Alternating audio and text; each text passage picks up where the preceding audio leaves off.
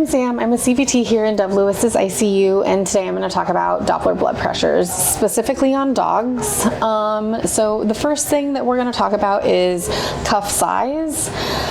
It's really important to make sure that you're getting the correct cuff size for a number of reasons. If you get a cuff that is too big for your patient in that location, you will get an incorrectly low blood pressure. Conversely, if you're getting a cuff that is too small, you are likely to get a reading that is too elevated, incorrectly high. So if you make sure to pay attention to, depending on your cuff or the brand that you have, there is more likely than not a line right here that says index line. This is what you should be paying attention to in respect to the location of your reading. So this should measure approximately, sorry Declan, he's such a good boy, approximately 75% of the circumference of whatever site you are reading. This seems pretty big to me, whereas a 3 is simply not big enough. So I think today for Declan, we're gonna go with a 4. That seems good to me. Another thing you really wanna pay attention to if you wanna get in on this is there is a very specific part where we are going for the artery. Today I'm gonna go for the dorsal pedal. So I wanna make sure that I am wrapping this very specifically over Declan's dorsal pedal. And then I will secure this over here to make sure I'm getting the most accurate reading possible. I'm also going to just shave to give me, I know buddy, I'm really sorry. He's been such a good boy.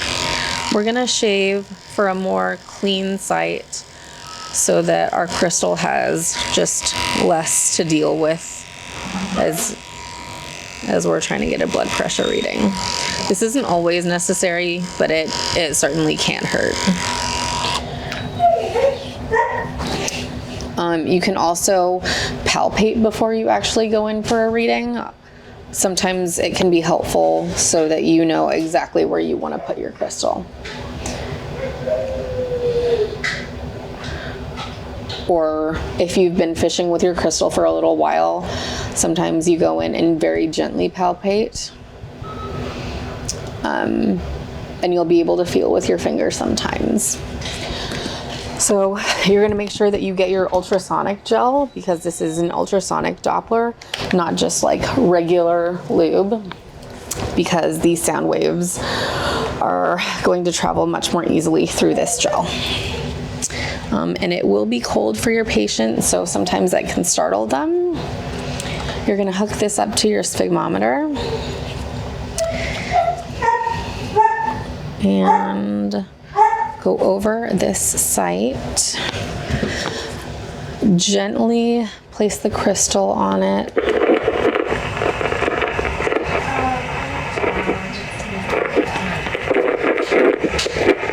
And you should be able to hear your patient's heart rate.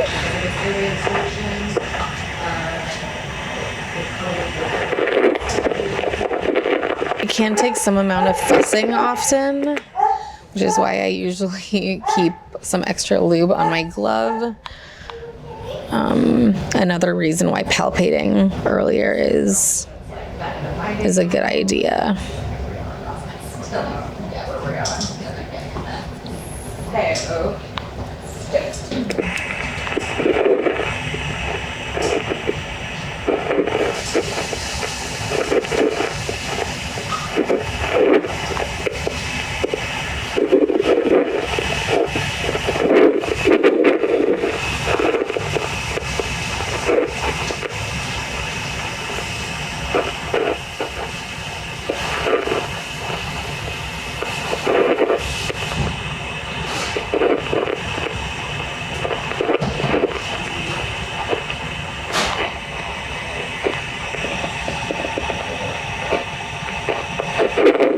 Sometimes if you are pushing down too hard on your crystal, that can make it difficult to hear as well, so you might need a gentle touch.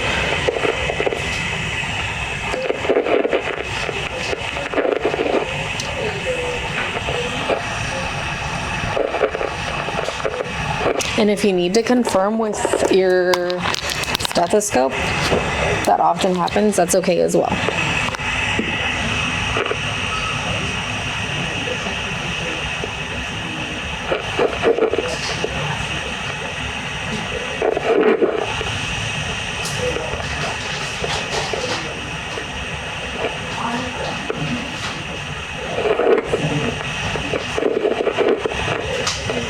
Okay, so as soon as you have it, just like I do right here,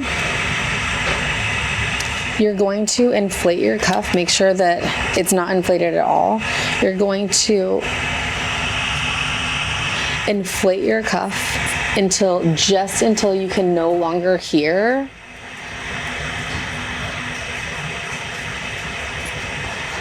your heart rate, and then slowly deflate it with your sphygmometer.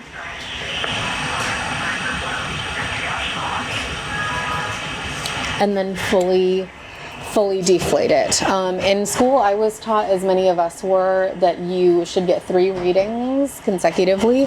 You should always let your cuff deflate and let it rest for at least 20 seconds in between readings. For dogs, typically Dopplers are more indicative of a systolic blood pressure, whereas in cats, I'm sorry, I know, we're getting impatient, it's understandable. Whereas in cats, a lot of times I've heard that a Doppler blood pressure is more indicative of a mean arterial blood pressure. But so for Declan, he's been a little bit, he's pretty nervous guy, and he's gone through a big surgery. So we have been getting some mid to high readings in around 160s, which is understandable. And I got 168. So I'll go again for another 2 readings. But that is pretty much what we expected.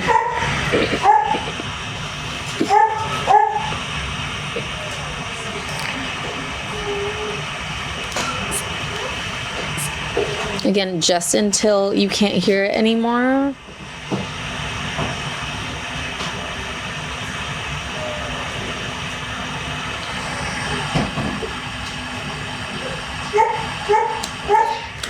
So that time I got 152, which is, again, pretty much within what we expected.